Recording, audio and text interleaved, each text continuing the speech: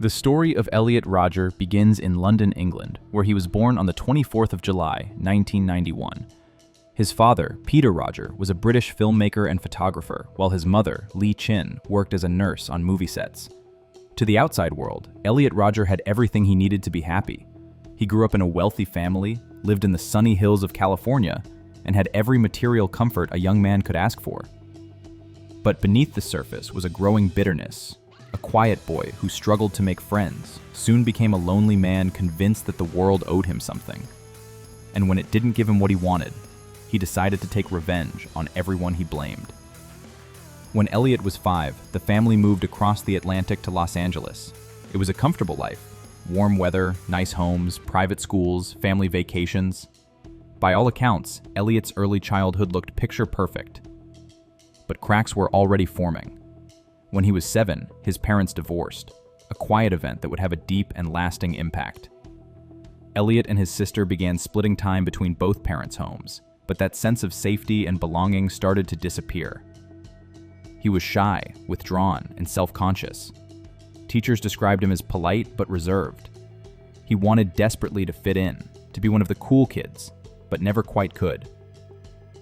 And when his father introduced a new woman, Sumaya, into the family, Elliot's small, controlled world fractured again. He struggled to accept her, and the tension at home only deepened his insecurities. Despite living a life many would envy, Elliot's loneliness never left him. Friends drifted away, and by his teenage years, he found himself isolated and often bullied.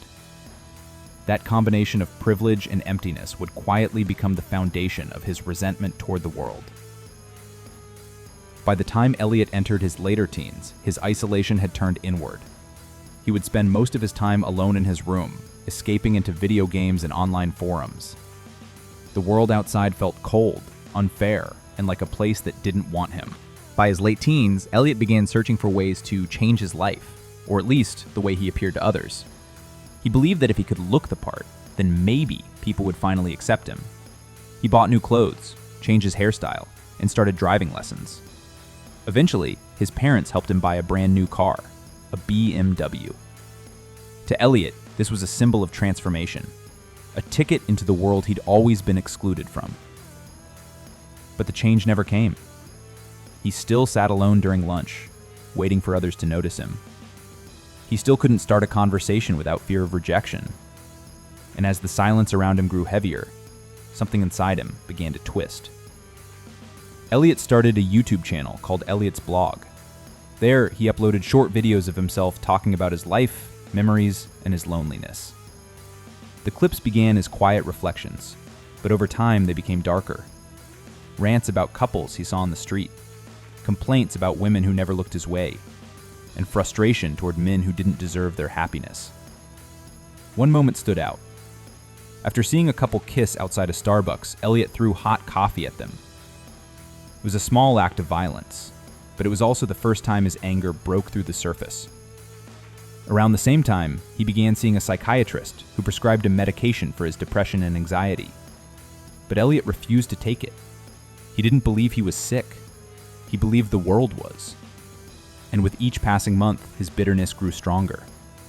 He became convinced that life was rigged against him, that no matter how hard he tried, happiness, friendship, love, sex would always belong to others, never to him. And so, the lonely young man who once dreamed of fitting in began dreaming of vengeance instead. In 2012, Elliot's resentment hardened into something much darker. That spring, he walked into a firing range for the first time. At first, it was curiosity, just another attempt to fill the emptiness inside him. But when he felt the weight of the gun in his hands, something shifted. That moment, the echo of the first shot, the feeling of control, became a turning point. He later wrote in his manifesto that he realized what he needed to do. If he couldn't find peace in the world, he would destroy the world that had denied him. From that day forward, Elliot began preparing. He wrote long journals filled with anger, envy, and self-pity. He imagined himself as a divine figure, punishing a society that had rejected him. He even gave himself a title, the Supreme Gentleman. In his eyes, he wasn't the problem. Everyone else was. He was handsome, intelligent, polite, or so he believed. It was everyone else, especially women, who were blind to his greatness. Over the next year, he purchased 3 handguns, 2 semi-automatics, and a Glock 34. He began training with them in secret. At the same time, his online videos became increasingly unhinged. Long, eerie monologues recorded from the driver's seat of his BMW, where he would talk about his loneliness, his rage, and his plans for retribution. Then came the moment that could have changed everything. In early 2014, someone saw one of his disturbing videos and called the police. Officers arrived at his apartment and questioned him briefly, standing right outside his bedroom door. He told them everything was fine, just a misunderstanding, and they believed him. Had they stepped inside, they would have found 3 pistols, hundreds of rounds of ammunition, and the first drafts of his 137-page manifesto. But they never did. That single mischance sealed the fate of what would come next. By early 2014, Elliot Rodger's world had completely collapsed inward. He had spent years trapped in the same cycle: isolation, anger, fantasy, until the difference between imagination and intent slowly disappeared. That spring, he began typing what he called his manifesto. It was a 137-page document describing his childhood, his loneliness, and his growing resentment toward women. But buried inside it was something more disturbing: a detailed plan he named the Day of Retribution. Elliot believed that if he couldn't experience love, he would destroy those who could. His plan was divided into stages. First, to kill his family members at home. Then, to lure strangers into his apartment. And finally, to bring his revenge to the students of Isla Vista. Before putting that plan into motion, he recorded one last video. A farewell, but also a declaration. Sitting behind the wheel of his BMW, wearing a black shirt and a faint smirk, he stared directly into the camera. His voice was calm, almost theatrical, a man rehearsing for the role he'd written for himself. He called himself the Supreme Gentleman, describing how women had denied him the life he deserved, and how now he would deny them life in return.